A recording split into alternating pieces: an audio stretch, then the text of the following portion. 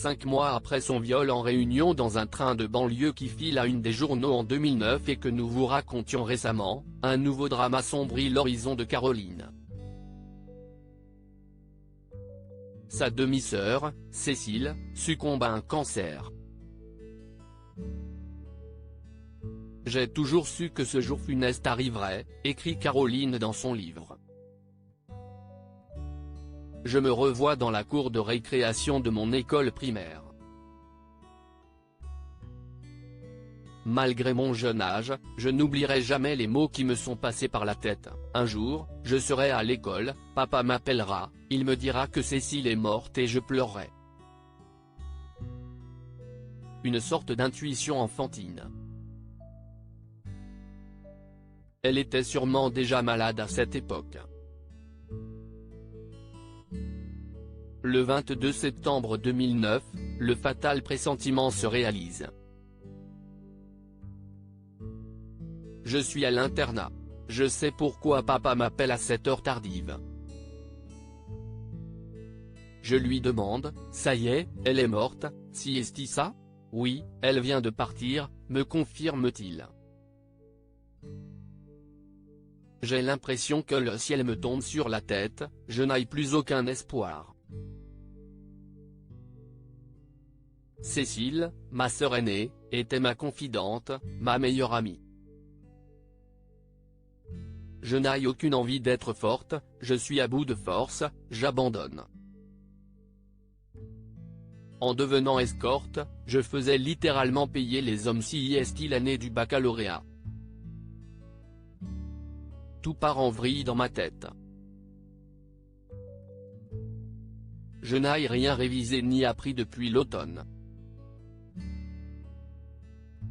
Le mois de révision avant les épreuves me sert à boire, seul, à écouter Maria Carey à fond en pleine nuit et pleurer sur des photos de ma sœur.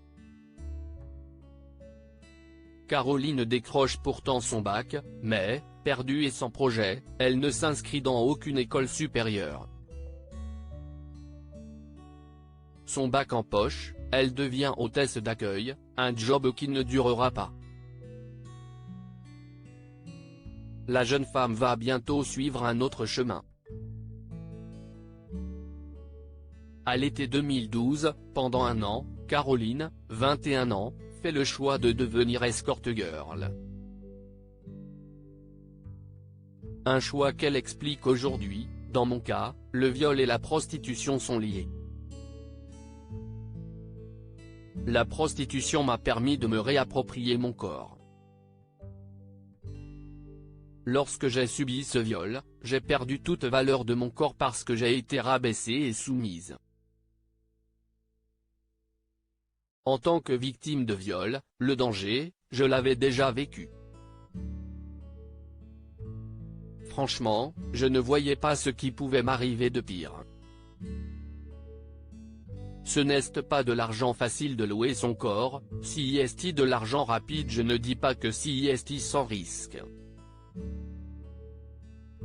Moi, j'étais très exigeante sur les clients. J'exigeais mail et appel téléphonique. Au moindre doute, j'annulais sans pitié. Ce n'est pas de l'argent facile de louer son corps, si est de l'argent rapide. Pour la première fois, en tant que prostituée, je pouvais décider de tout, de mes tarifs, de mes pratiques et de mes limites. J'ai eu un sentiment de pouvoir et d'autonomie. Ce choix fut pour moi une manière de racheter ce qu'on m'avait pris de force et de littéralement faire payer les hommes. Ce n'était pas de la haine, mais assurément un besoin de revanche et de justice. Caroline passe par une agence décor et ne rencontre pas plus de 2 clients par semaine. J'aurais pu gagner une fortune, mais je ne ressentais pas le besoin. J'avais peur de m'user, de me lasser, de m'écœurer. À chaque rencontre avec un client, je lui posais des questions sur les raisons qui le poussaient à rencontrer une escort girl plutôt qu'une fille normale. souvent, CIST plus par facilité que par perversion. Je remarquais ce besoin, tout comme le mien, de mettre les choses au clair, de ne pas se voiler la face, de ne pas se poser de questions, de ne pas s'attacher. Caroline reconnaît même que CIST une période où son estime de soi est remontée. On m'a beaucoup complimenté. J'en avais besoin, car j'étais meurtri et écorché vive à cette époque-là. Caroline arrêtera son activité un an plus tard. Sa lassitude est venue du mal-être de ses clients. Quand j'ai arrêté, ça a été dur, je gagnais en un mois ce que je touchais en 3 heures. Tous ne sont pas malheureux, mais ils sont nombreux à l'être. Et si est-il difficile de porter cela sur ses épaules. Les plus esselés avaient besoin d'un semblant de douceur, qui passait par des bisous et des câlins.